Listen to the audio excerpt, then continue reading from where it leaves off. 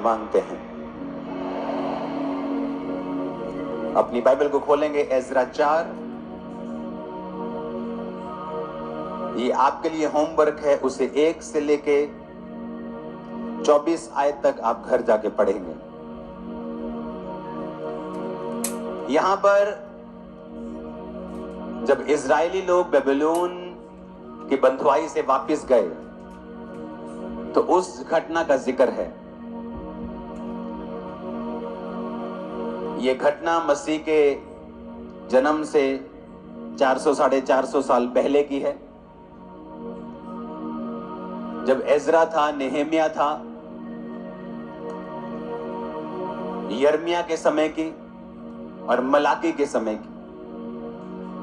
क्योंकि जब आप बाइबल की पुस्तकों को पढ़ते हैं, प्रॉफिट्स को पढ़ते हैं, मलाकी और बदा, आपको ये मालूम नहीं होता कि ये कब के प्रॉफिट्स हैं, कब इन्होंने ये बोला है। वो सिर्फ बाइबल स्टडी में आपको मालूम होता है कि आपने इन्हें कब बाइबल में किस राजा के टाइम पर काम करते हुए देखा है। उसको पहले जैसा ही कर दो। तो यहां पर एजरा 4 में जिक्र है जब परमेश्वर के घर को बनाने का समय आया, जब इजराइल का राजा परमेश्वर के हुक्मों पर लगातार चलता नहीं रहा, तो एक समय आया परमेश्वर ने अपने भवन को खत्म कर दिया और उनको बंधुआई में भेज दिया। फिर वचन पूरा हुआ जो परमेश्वर ने कहा था कि मैं फिर से इनको बंधुआई से लेके आऊंगा और अपने भवन को बनाऊंगा। अब ये स्टोरी ध्यान से सुनना। अब वो भवन बनने का समय आ चुका था और जब लोग परमेश्वर के भवन को बना रहे थे तो बहुत से विरोधी उस भवन को रोकने की कोशिश कर रहे थे। और वचन में लिखा हुआ है कि जब यहूदा और बिन्यामीन के शत्रुओं ने यह सुना कि बंधुआई से छूटे हुए लोग इजराइल के परमेश्वर यहोवा के लिए मंदिर बना रहे हैं, तब वे जरूब्बाबेल और पूर्वजों के घराने के मुख्य मुख्य पुरुषों के पास आकर कहने लगे, हमें भी अपने संग बनाने दो। पहले वो आकर संधि करने लगे कि हमें भी बनाने दो, उनके बीच आकर उनके मित्र बनने लगे। और वचन में लिखा है,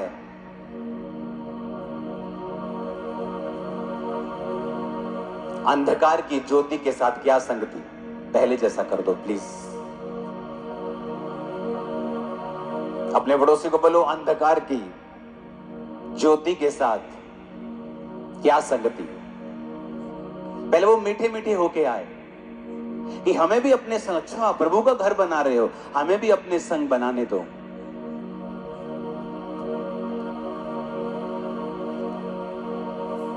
कहते हैं आपके बच्चे एक कदम दूर हैं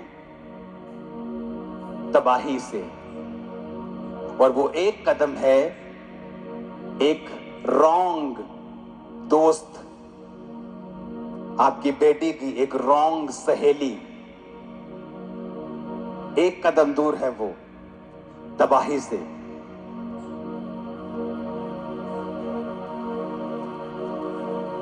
अब यहां पर उन्होंने प्रेम का वचन नहीं दोहराया कि प्रभु कहता है प्रेम करो।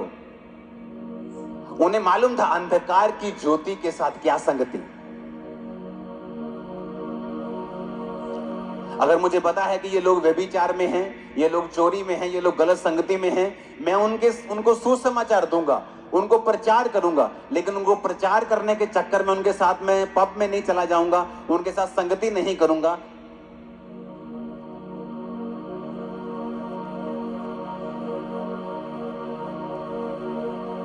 शैतान देखता है, अच्छा ये तो परमेश्वर का काम करने लगा, वो एक आपके क्लोज किसी रिश्तेदार को चुनेगा,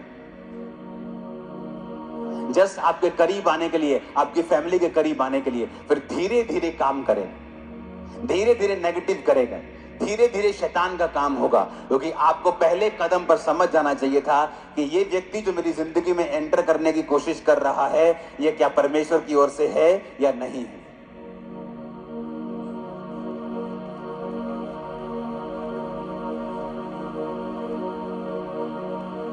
प्यार से आए, प्यार से, हमें भी अपने संग बनाने दो। वाह, यहोवा का घर बन रहा है, ब्यूटीफुल, हमें भी खुदा की सेवा करनी है। और उन्होंने मना कर दिया। वो जानते थे कि ये शैतान की तरफ से। मसीह का, भेड़ का, एक बलियाल, एक भेड़िए के साथ क्या लगाव? हमें उनको बचाना है। परमेश्वर ने कहा तुम रेत के समान हो। अब्राहम तेरी संतान रेत के समान, किनको के समान होगी। रेत साफ करती है, खुद गंदी नहीं होती।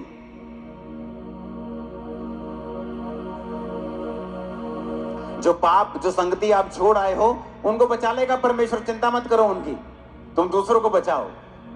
उनके बचाने के चक्कर में तुम कहीं बैकस्लाइड मत हो जाना। और देखो कौन व्यक्ति आपके घर में क्या कर रहा है, आपकी जिंदगी में क्या कर रहा है। परख रखो, परमेश्वर से परख का आत्मा मांगो। अब दूसरी बात, जब वो उन्होंने रिजेक्ट कर दिया कि हम नहीं बनवाएंगे, आप चले जाओ, तब उन्होंने चिट्ठियां लिखी हुकूमत को, गवर्नमेंट को, और चिट्ठियों में लिख के बताया कि जिस शहर को ये बना रहे हैं ना, ये शहर शुरू से लड़ाई झगड़ों से भरा हुआ रहा है। इन्होंने राजाओं के साथ युद्ध किया है। आधा सच। युद्ध इसलिए नहीं किया कि वो शहर बुरा था, वो युद्ध इसलिए होते थे क्योंकि वो यहोवा का शहर था और शैतान उन पे अटैक करता था, तो उनको अपने आप को बचाने के लिए लड़ना पड़ता था। लेकिन ये सच्चाई नहीं बताई गई। बताया ये गया कि यरूशलेम में युद्ध होते रहे, ये हमेशा राजाओं के खिलाफ चलता रहा है, तो इस भवन के काम को रोक दे। जब राजा ने सुना, उसने कहा ठीक है, इतिहास की पुस्तकें निकालो। जब इतिहास की पुस्तकें निकाली गई तो वहां सचमुच लिखा हुआ था कि शहर में बहुत लड़ाइयां हुई हैं, लेकिन किस वजह से हुई हैं वो राजा ने सोचने की हिम्मत नहीं की। लेकिन जो विरोधी ने बोला उस बात पे यकीन कर लिया और वो काम रुक गया। जब काम रुका, यहां कोई काम नहीं रुका खामरा चर्च में, ये वो वचन नहीं है, लेकिन मैं वो बाइबल से कुछ बता रहा हूं। ओके, 5 बाब में लिखा है, जब ये काम रुक गया, शैतान ने काम किया, काम रोक दिया। अब यहां पर एक हुकूमत है, गवर्नमेंट है, और खासकर अंडर वो डेमोक्रेसी नहीं है, लोकतांत्रिक हुकूमत नहीं है, राजा की हुकूमत है। राजा की हुकूमत से अगर आप फिरेंगे तो वो सोचेगा नहीं, उसको आपको कोर्ट भेजने की जरूरत नहीं, वो मुंह से निकालेगा फांसी दे दो तो फांसी हो जाएगी। सख्त हुकूमत है। लेकिन यहां पर कुछ हुआ। एजरा 5 बाब में 1 आयत में लिखा है, तब हागे नामक एक नबी और इद्दो का पोता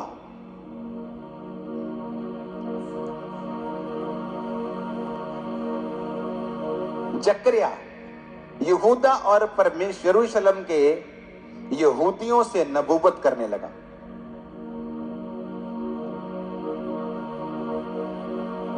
हागे और इद्दो का पोता जकरिया नबूवत करने लगे और इज़राइल के परमेश्वर के नाम से उनसे नबूवत की।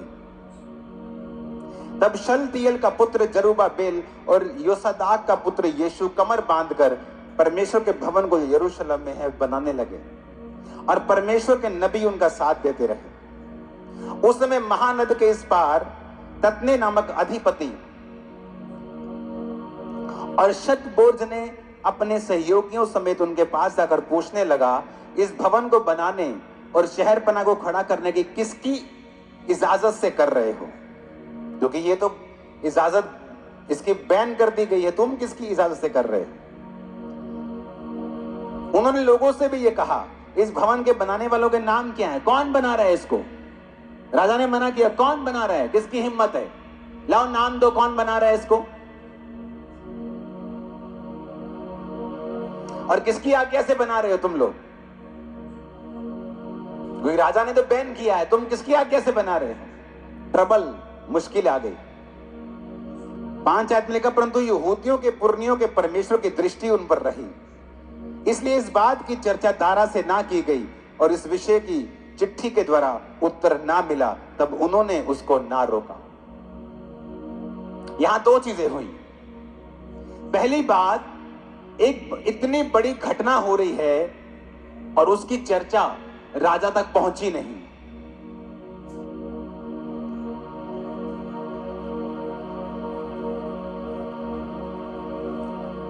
एक बंदा चर्चा करने जा रहा है, यार मैं शिकायत ला के आना इन्हों दी है, इन्होंने तो बैन किया ये फिर बना रहे हैं। जैसे चर्चा करने जा रहा है उसके घर से मैसेज आता है, ओए तेरी पत्नी बीमार हो गई।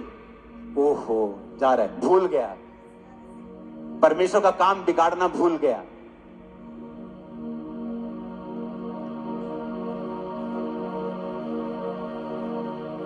कोई शिकायत लगाने दारा के सामने जा रहा है, जैसे ही गया ये बात भूल गया, बाकी सारी लगा के आ गया।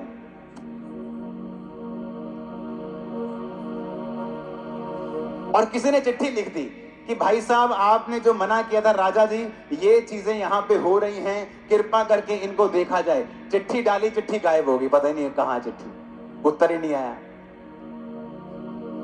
और कारण क्या था? नबी नबूवत करते रहे। क्यों लोगों को चर्च में आना चाहिए? क्योंकि जो काम नेचर ने,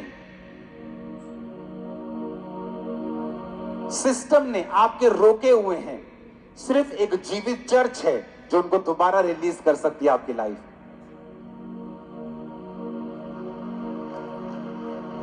क्योंकि जैसे ही खुदा के रियल जन सीन में आते हैं और वो भविष्यवाणी करने लगते हैं और शब्दों को बोलने लगते हैं, और उनके शब्दों में पावर है कि वो शब्द आसपास के सारे माहौल को चेंज कर रहे हैं।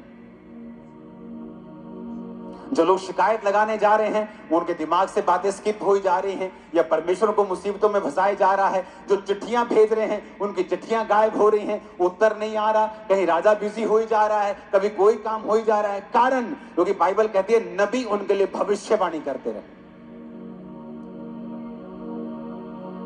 आज लोग बोलते हैं परमेश्वर को संगति करने की हमें क्या, हम घर बैठ के संगति नहीं कर सकते। तुम कर सकते हो घर बैठ के संगति, लेकिन जो ग्रेस तुम्हें संगति के अंदर जाके मिलेगी वो घर बैठ के कभी नहीं मिलेगी, चाहे तुम जितने मर्जी तगड़े विश्वासी हो। पौलुस कहता है इसलिए इकट्ठा होना मत छोड़ो। वो भी तो कह सकता था कि यीशु का नाम अपने दिल में रखो और आत्मा रखो और जाओ। क्योंकि जब आप इकट्ठा होते हैं और आपके जीवन के ऊपर वचन डिक्लेयर किए जाते हैं, फिर भाई साहब कोई मैटर नहीं करता कि उस वचन को रोकने के लिए, आपकी लाइफ को रोकने के लिए पिछले कितनी ताकतें खड़ी हैं, वो आज ही छूट जाएगा जितनी ताकतें खत्म हो जाएंगी। उस बीमारी के पीछे कितना भी लॉजिक क्यों ना हो,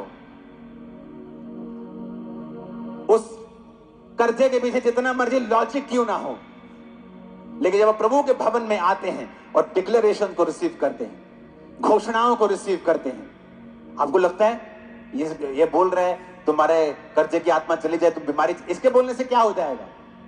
बोलने से ही सब कुछ होगा। क्योंकि तुम और मैं परमेश्वर के स्वरूप में बनाए गए हैं। जब मेरे खुदा ने कहा उजाला हो जाए तो उजाला हो गया। मैं तुम्हारी लाइफ में बोलता हूं उजाला हो जाए, तुम्हारे बिजनेस में, काम में, बॉडी में, बच्चों की लाइफ में, तुम्हारे फाइनेंस में उजाला हो जाए तो उजाला होगा। उजाला हो जाए। आमीन। आप सीन इमेजिन कर सकते हो कि एक फुल हुकूमत अपने पूरे अथॉरिटी के साथ एक भवन को बंद कर चुकी है, और वो शुरू हो गया। जैसे भविष्यवाणियां, जैसे डिक्लेरेशन शुरू की, यीशु मसीह के नाम में नबूवत करते हैं, यीशु मसीह के नाम में वो शुरू हो गया। आए लोग, क्यों बना रहे हो? कौन बना रहा है? नाम बताओ तो तुम्हारी ऐसी की तैसी। कौन बना रहा है? ये बना रहा है, ये देखो, लिखो इनके नाम, लिखो चिट्ठी, चल राजा को भेज, चल तू जाके शिकायत लगा के, मैं चिट्ठी भेजता हूं। ना चिट्ठी का उत्तर आ रहा है, ना कोई शिकायत लेके जा पा रहा है। कारण वचन जो डिक्लेयर किए गए, भविष्यवाणियां जो उनके ऊपर की गई, मैं भविष्यवाणी करता हूं आपके बच्चे कभी फेल नहीं होंगे इन जीसस ने। आमीन। ऊंचा और साथ चाहिए। आमीन। यीशु के नाम में मैं भविष्यवाणी करता हूं, आप जब सुबह उठेंगे कभी भी किसी नई बीमारी के साथ नहीं उठेंगे यीशु मसीह के नाम में। आमीन। नहीं है, मुझे पसंद नहीं आ रहा था। आमीन। ऊंचा चाहिए।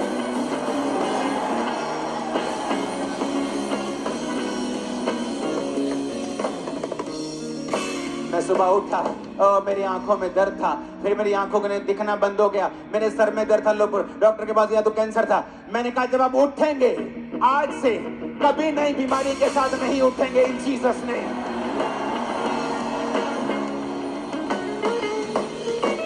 लेकिन जब भविष्यवाणी की गई, सिस्टम चेंज हो गया। विरोधी हैरान, अरे यार चिट्ठियां भेज रहे हैं, क्या हो रहा है ये। और बाद में जब आप देखेंगे, जब राजा को मालूम भी हुआ तो उसने कोई एक्शन नहीं लिया, क्योंकि उसके लिए एक अलग राजा डिवाइन हेल्पर खड़े हो चुके थे। कितने मेरी बात को समझ रहे हैं? परमेश्वर जब काम करने पे आता है, वो सेंसेस को खत्म कर देता है। फिर सेंस को समझ नहीं आता कि ये हुआ कैसे, पर इतना मालूम होता कि हुआ बड़ा जबरदस्त है। कैसे हुआ ये तो नहीं पता, पर जो भी हुआ है ना, हुआ कमाल का ही है। आप वो कमाल देखने वाले हो अपने और अपने परिवार की लाइफ में। हाथों को उठा के आमीन बोलो। मैंने कहा वो कमाल देखने वाले हो।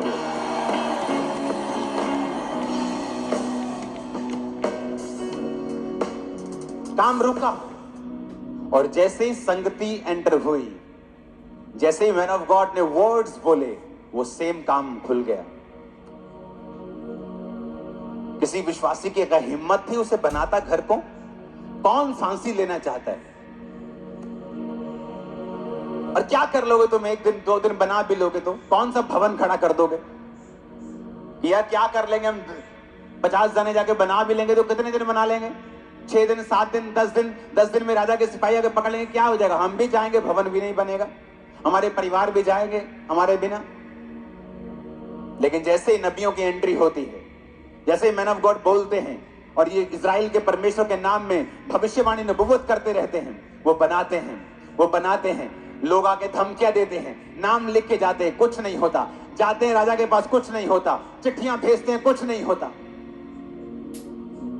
एक रियल संगति में पावर है।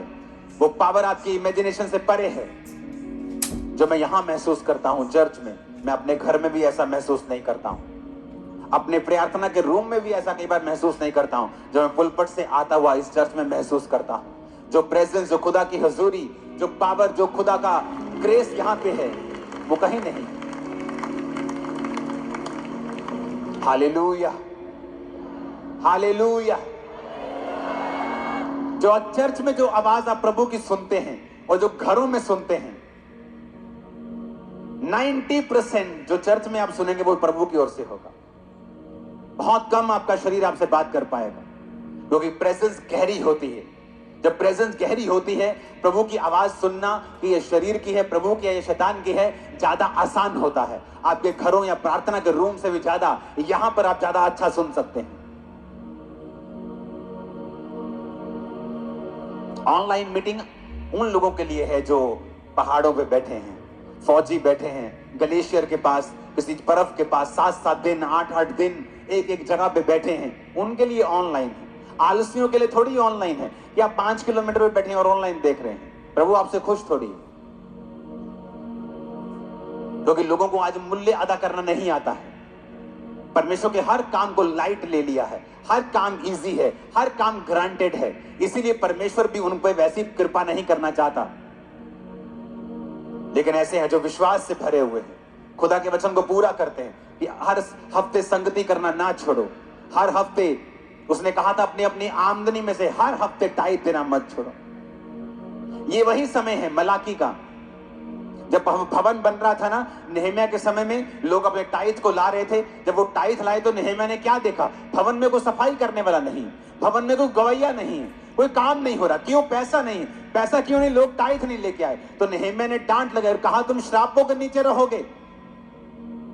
और मलाकी भी उसी टाइम पे था जब नेहमिया, एजरा, इसी टाइम पे मलाकी था। और उसने इसीलिए वचन लिखा था कि सारे दशमांश भंडार में लेके आओ, क्योंकि उस समय जब भवन में भंडार पैसा आया तो उन्होंने गवैये रखे, उन्होंने सफाई कर्मचारी रखे, भवन की सफाई की, भवन का काम किया। और जब परमेश्वर ने अपने भवन की ग्लोरी को देखा, अपने लोगों की ग्लोरी को, महिमा को फिर से बनाया। हालेलुया। वो पैसा पास्टर की ऐश करने के लिए नहीं था। नेहमिया ने कहा मैं अपना हक ले सकता हूं, अधिपति का भोज, रोज का काम मैं करता हूं, मुझे तनख्वाह मिलनी चाहिए। पर कहता मैं नहीं लूंगा। उसने नहीं ली तनख्वाह, नहीं लिया पैसा। और पूरा पैसा परमेश्वर के कामों के लिए लगाया। जब आप यहां पे ऑफरिंग भेजते हैं, आपको मालूम होता है कि हजारों काम हो रहे हैं और चैरिटी किस लेवल पे हो रही, आपको मालूम होता है मेरा 100% पैसा खुदा के कामों के लिए जा रहा है। हालेलुया।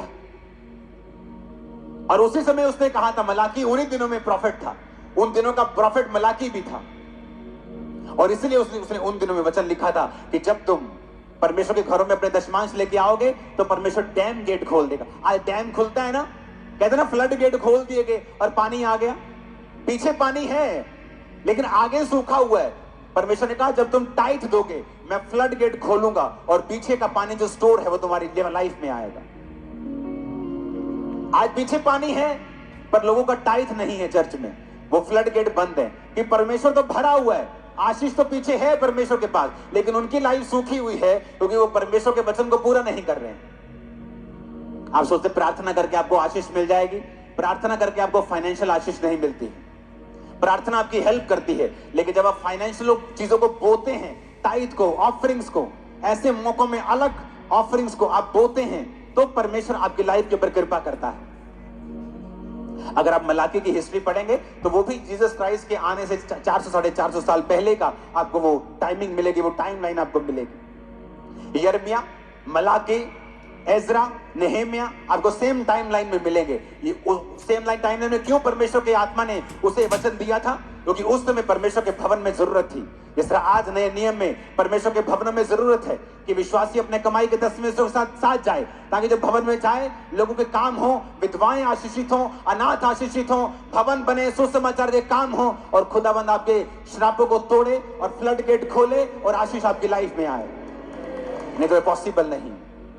आप क्रिश्चियन होंगे, फाइनेंशियल स्ट्रगल करते हुए क्रिश्चियन, आप कहेंगे मैं प्रार्थना बहुत करता हूं, कोई आपको समझाने वाला नहीं था कि प्रार्थना करने से फाइनेंशियल बरकत नहीं आएगी, कर्जों से आजाद नहीं होगे तुम लोग। तुम्हें बोना होगा, तुम्हें यह समझना होगा कि परमेश्वर ने एक सिस्टम ठहराया है, एक भवन दिया है, उस भवन में वो तुम्हारे रुके हुए कामों को करेगा। जब भविष्यवाणी होगी तुम्हारे बंधे हुए काम खोलेंगे, लेकिन तुम्हारी भी जिम्मेवारी है अपने टाइट के साथ वहां जाना। अमेरिका में क्यों लोग बिजनेस उनके आशीषित होते रहे? क्योंकि टाइट देना बचपन से उनको सिखाया गया था। आज यहूदी 90% बड़े बड़े बिजनेस के मालिक क्यों हैं? क्योंकि टाइट देना, चैरिटी करना उनको सिखाया जाता है।